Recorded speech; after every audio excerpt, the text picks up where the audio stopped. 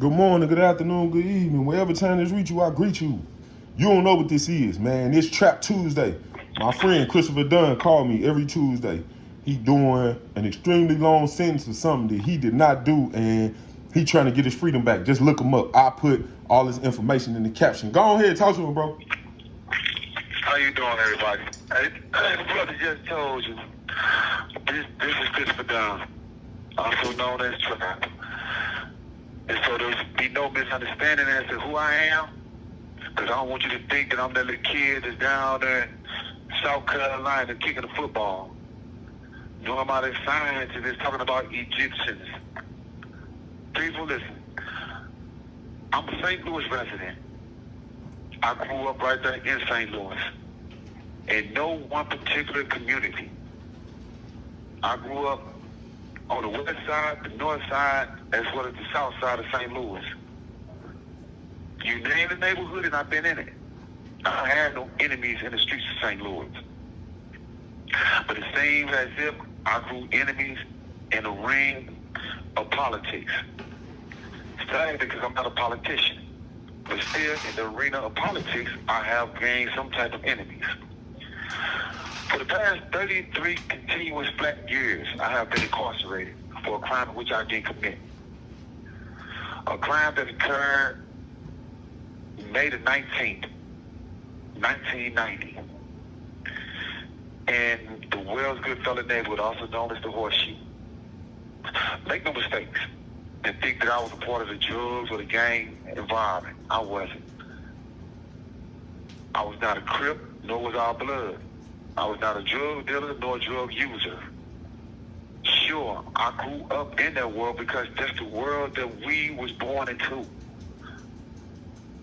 Even though my parents did what they could to get us out of that situation, still, no matter what you do, if you grew up there, some form of it is still going to be attached to you. And it's sad because there's a stigma that we have to live with. Especially for people outside of us who don't know us. And even some of us who look like us will look at us and still say, you come from that environment, therefore you just like them. People, for the past 33 years, I have been fighting for my freedom. Now get this.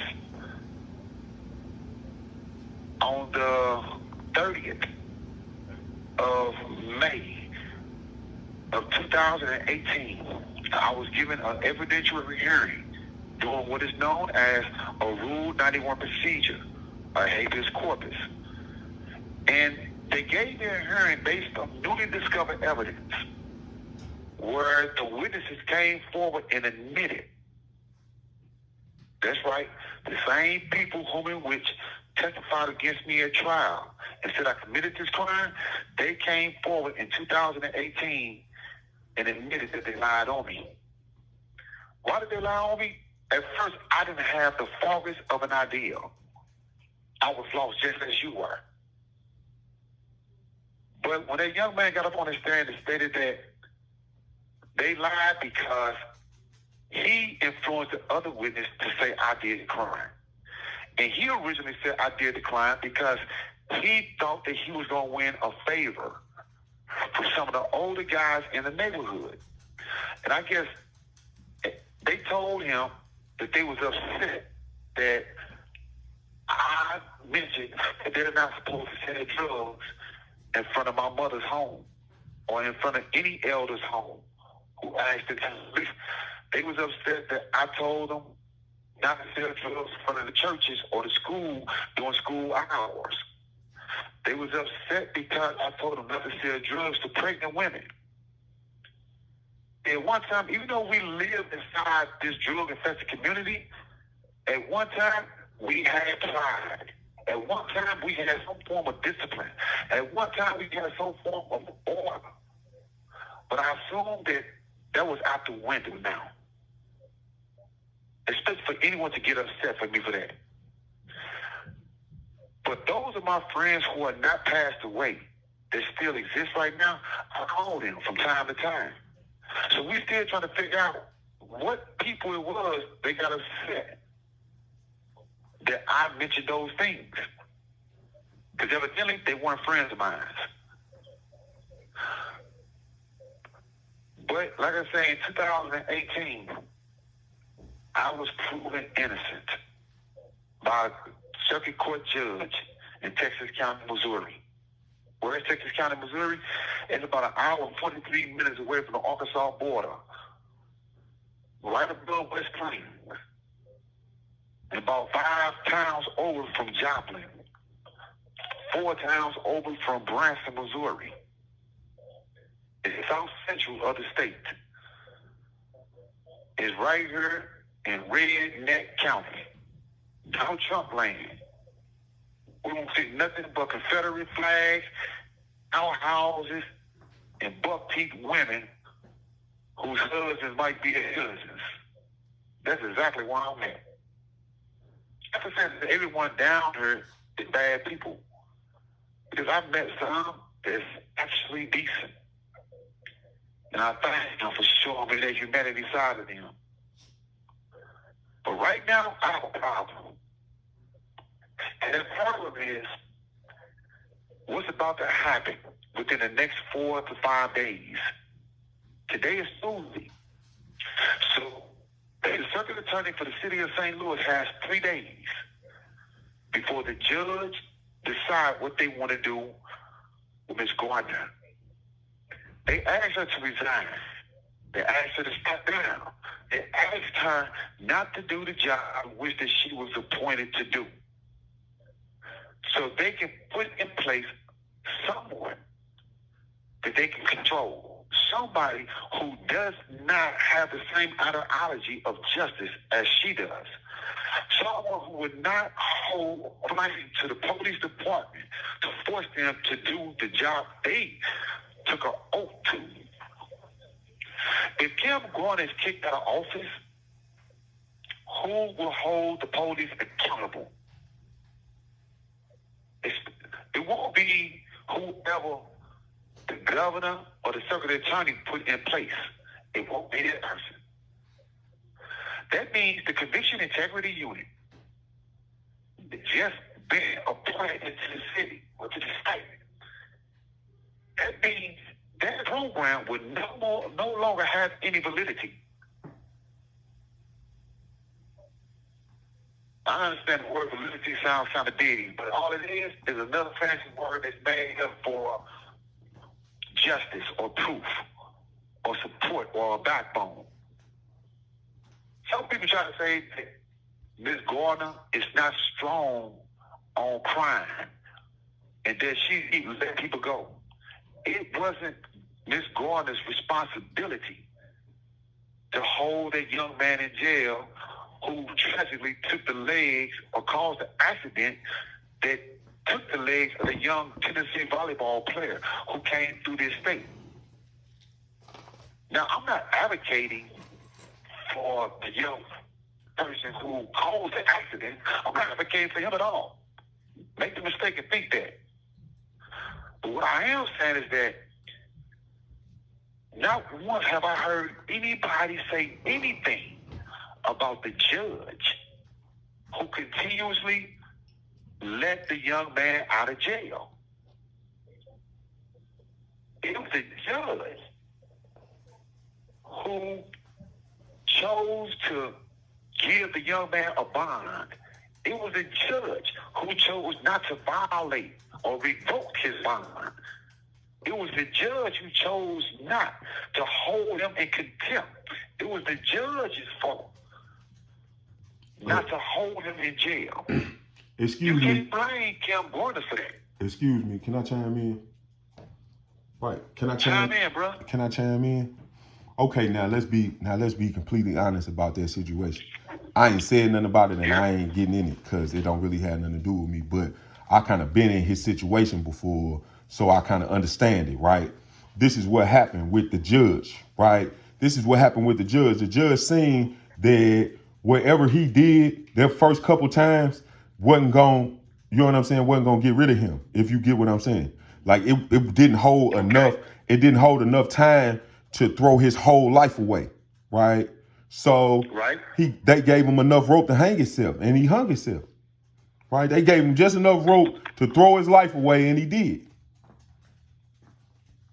Like, you know what I'm saying? I can't speak for you because you there for something that you didn't do. But imagine you in front of the judge and the judge tell you, oh man, I'm gonna let you go because I know you gonna mess up again. Right? But the next time you mess up, Right. I've had a judge tell it to me, so I understand that. Oh, the next time we catch you, we gonna lose you. They gave me 142 years. I completely understand what he was talking about, right? The next time you mess up, we gonna lose you. That's what happened with little dude. I sent prayers out to him, his family, the family of that little girl, and all of that, because I was just downtown right before it happened. Right? That judge let that young man go a couple times because he knew that man was gonna do something even sillier than he did before, and it was gonna give him the opportunity to we never see him again. Right. I understand that. Really, I do. But that's why I understand. When we was growing up in the city streets of St. Louis during the 80s, we get locked up. Not then. I just had friends from Cookie days. Come on, let's not go that direction. You was making a point, right? You was making a point. I'm sorry I cut you off. I just had to say that. Okay, now go on. My point is this. Yeah. You know what I'm saying? So my point is this though. Again, I had these friends who used to get locked up on a regular. Well, juvenile Vander was like a second home. They used to get locked up for stealing automobiles or smashing grass, going inside the mall and stealing, rape stealing. After the third or fourth time, they would get certified. This young man got locked up 55 times. 55 times. And he continually do the same thing. Go get in the car that he knows is not his and drive around like a banshee.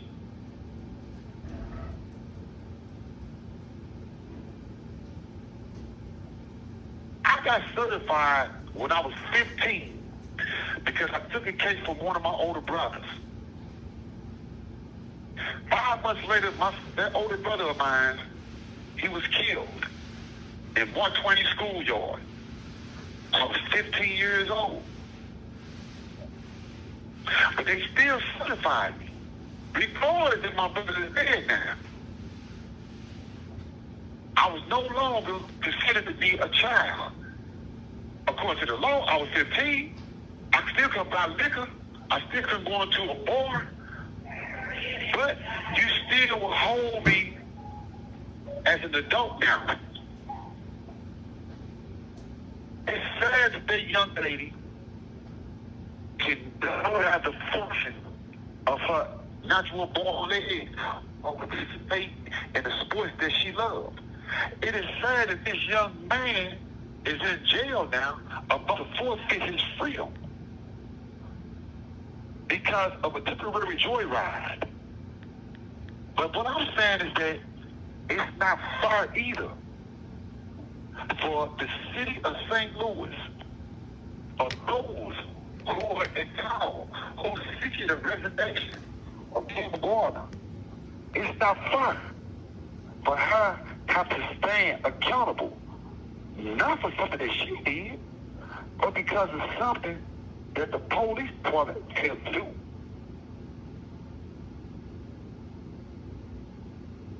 It's not her job to do the judge's job. That's my point. We can sit here and talk about the problem all day. But the question is, how do we come up with a solution to the problem? Man, I ain't getting in that. Well, I have to get in it. Yeah, you have to get in. I ain't getting in that. Well, this is going out to everybody else that's not a politician, but everybody else that's listening and keep saying to themselves, how can they help?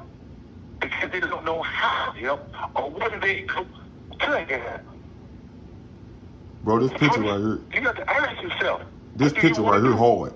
Right? This picture right here is hard. I got to tell you, I'm sorry I got cut you off, but this picture right here hard. No, I'm telling you it was hard. People, I got to apologize too. Brother sent me a picture. That's right. Mr. Hager sent me 2 pictures. He said he was going to send it. Y'all should see these 2 pictures he sent. They seen them. I posted them. He got a wig on, y'all. He got a wig on. Me personally, I didn't really trip off of it until he reminded me. But this boy looks like his mama. But he got a beard and a mustache. If you take this beard and mustache off this boy, he looks just like his mama. But at the same time, he look like Andre 3000 too. But he got this one wig I just dubbed Leroy Bartholomew. It's a blonde wig. Oh my God. Why did they put this blonde wig? Now that's funny. Okay, what anybody say? Now that's funny.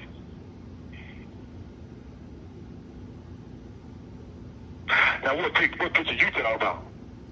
It was a picture they had of you in the newspaper.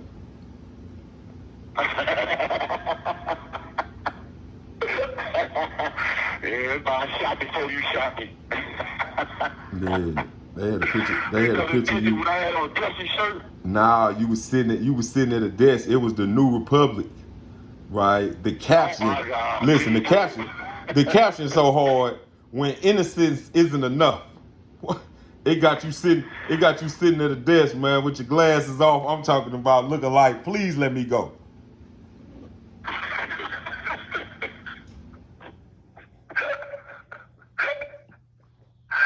Got you sitting at the desk. I'm talking about got you. You gonna tell me, first of all, you gonna tell me I wasn't looking dapper?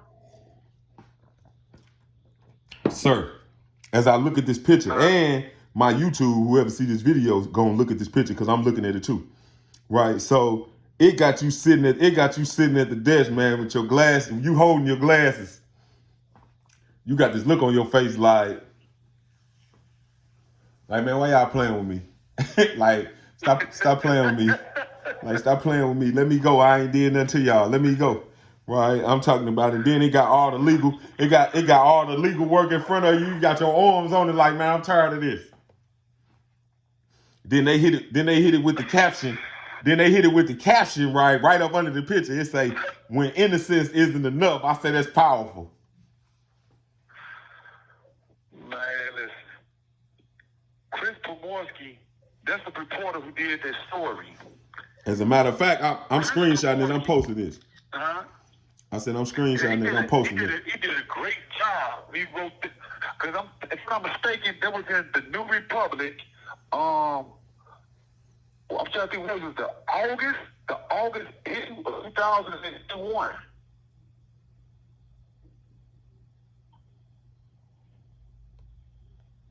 Or was it August 22? Bro, I ain't look at the date. Right? I didn't look at the date. I just looked at the picture. Right? And they looking at it too.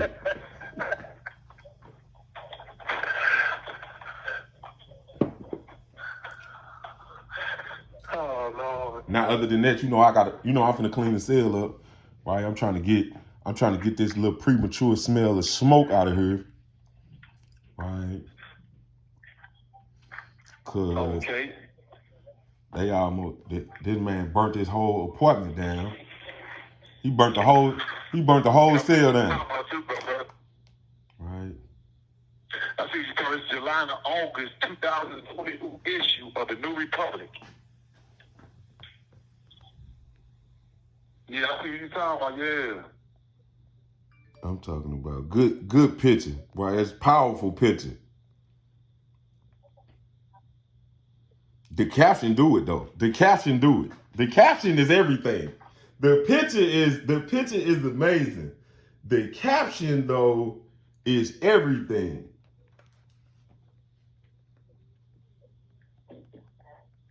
Y'all look like I wanted to cry right there, to be honest. Yeah, like on that type of time. Yeah, I got that look. Like, man, for real. Y'all just go hard in here. It's something that ain't. Yeah, I got that look. That's everything. She bought this picture there first. But for people don't know, it's in the room. So this is almost licking prison. Yeah, but believe me, bro, you got off. I sit here and watch these guys going to the La Berry. The same people. The same 6 or 8 people. Every day, same people. But you see different people come to prison every day. And that's not the first thought in their mind. Law library is not one of the thoughts in their mind. They still keep on what their baby mama doing, their girlfriend doing, or who she's doing. They still tripping off of, well, look at pistol starting them doing out there. They don't care about trying to get out. They just hoping, praying for a wish and a dream that the 85% get overturned. They hoping that something happens with this good time credit deal. That's it. I was always taught, even your mama used to say it, if you believe in something, fight for it. If you don't fight for it, then you just believe in it. I'm gonna fight for this. I don't know how to just roll over and just accept, get my ass whooped. I don't know how to just accept people just kicking me in my face. Like I'm just supposed to accept this and just give up on life. I don't know how to just bend over and let you just rape me for everything.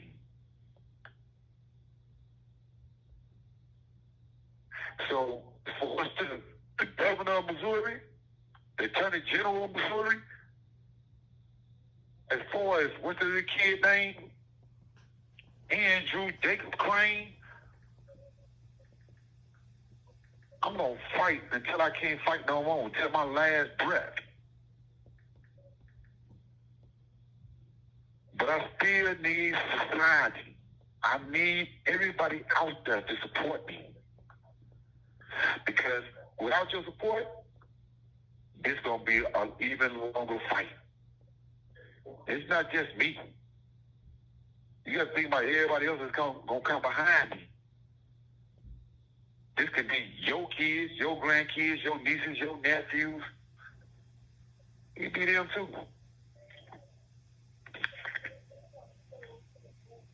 I'm tired though, bro. Really I am.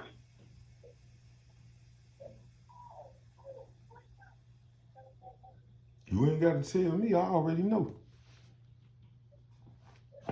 Now, other than that, my phone finna die. Yeah, I gotta think because I just seen my tablet do something real crazy. I don't know if it's going to do the jitterbug or the Tootsie Roll, but it's getting ready to do something. They want you to put it on the charger. Let me see. Nope, because mine is at 72%. That's yours on the Starburst Pokemon. Listen, I literally I got one of my phones on the charger, right? The one I'm talking to you on, I put it on the charger because it was finna die, right? Now this one finna die. I ain't really had a chance to charge my phone. The apartment building caught on fire.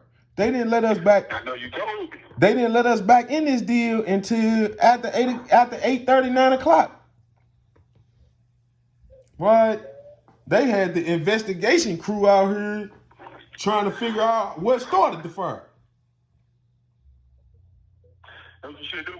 Before your phone dies, take your phone over there to the apartment so everybody can see what you almost had to deal with.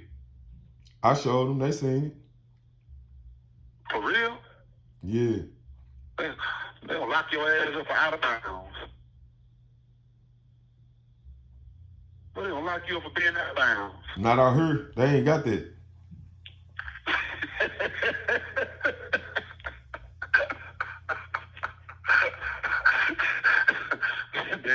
they ain't got that. What you call trespass? Out of bounds? Okay. Yeah, that's out of bounds. I call trespassing out of bounds, right? But I can't be trespassing where I live. Like I can't be trespassing. Listen, I cannot be trespassing in the housing unit. Okay, disobey an order. I wasn't no order. We are in The the. order was to stay away. Nobody said that, right? Hey. Like you almost burnt the building down, right? Because the roofs of these buildings are connected, right? So you almost burnt it. You almost killed all of us. For those who are listening, I want you to understand this. Brother woke up last night and he was forced on a drill. They had the fire. Listen, they had the fire drill. Some CO hit the alarm, so he had to go outside. Okay. Now, he's trying to justify violating a Rule 20. A Rule 20 in prison is disobeying an order. Or is it 21? Rule 21. This is Rule 20. Disobeying an order.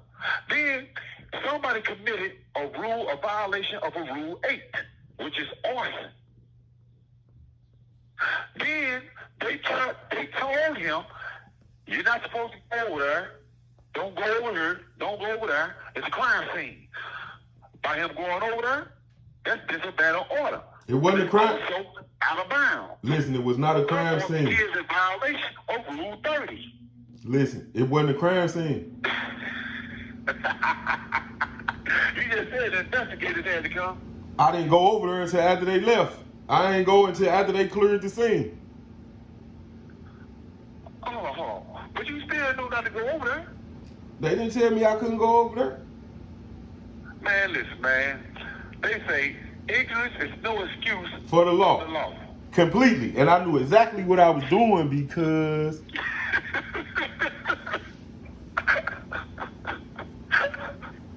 I was going over there.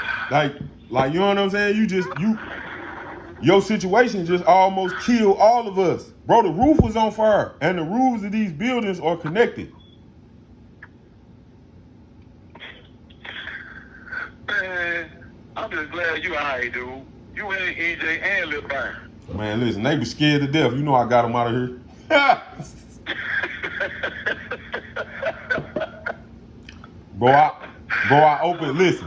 I opened the door and a cloud of smoke came in. That's why I got cleaned up.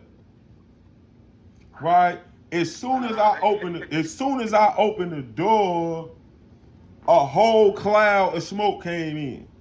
Right? We had to run outside through the smoke. I got both of them in my hands like they footballs. Straight up, I took them to the car and put them in the car, turned the car on. Okay. Then I went and sat in the car. Well, they punch you little bit dogs anyway, but. Nah, listen, EJ kind of pudgy. She kind of fat. But on the back end, Brad's so little, like, he like 3.5 pounds. He like 3.5, 4 pounds. Right? He's so little, right? He get cold instantly.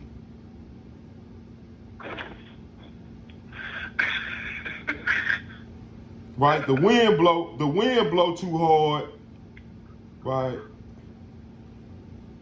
The wind blow too hard, and he got an issue.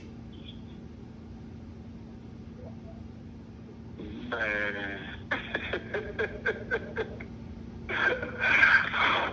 Oh my God. Well, hey, no. Well, listen, people.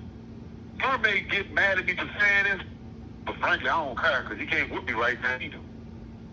I wouldn't whip you if I could. I need a girlfriend, y'all. But I need a girlfriend. Man, listen, I ain't got. You hear me? I don't have time for everybody, it. But I need a girlfriend.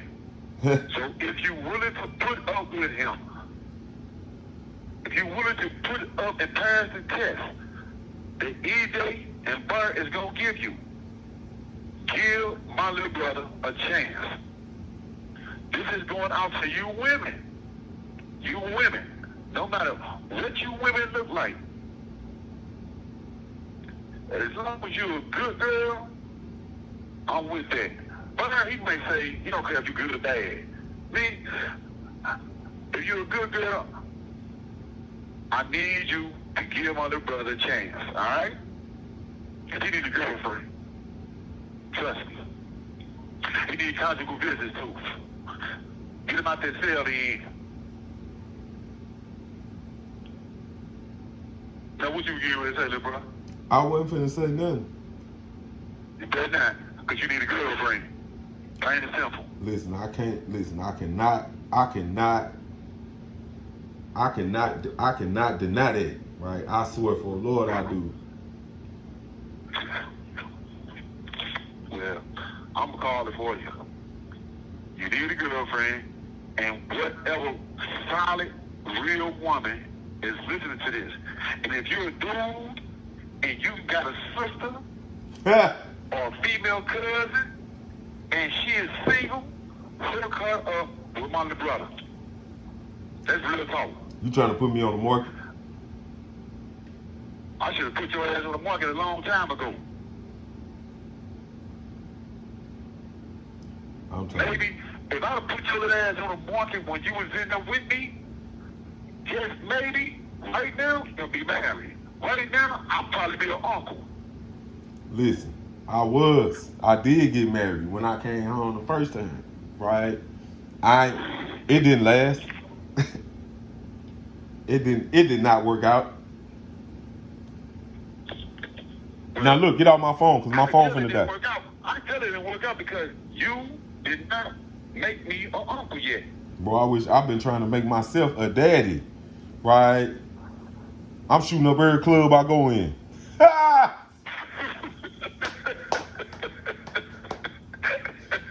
I am shooting up every club I find myself in. You don't need to go in no club. You need to go into... I gotta go in a restaurant. What they playing bingo with, I gotta go in a restaurant. For real, you gotta go to a restaurant, or you gotta go into a physical library, where you can go and get the right story, a real story, a good story, or where you can go to be able to write your own story. A club, you just go in there just to party, just to have fun. I need to be going. Yeah, you've been there already. I need to see you with a woman, a solid woman. That's what I need to see you with, for real. And we ain't no talking about it. So all you women out there, if y'all looking for a good one, trust me when I tell you this. Give my little brother a chance. I'm talking about it. I ain't good. Listen, get off of my phone. I love you. I'm finna clean up. Man, and I gotta put my phone on the charger. I'm gonna get off your phone. I'm gonna get off your phone. Call me later. It's been an hour and 21 minutes anyway. Call me later. I got you, bro. Listen, y'all. Again, I thank you all for tuning in and listening to me. Heard me gripe, heard me complain, heard me talk about things that need to be spoken about. But at the same time, I thank you for allowing me to come into your life.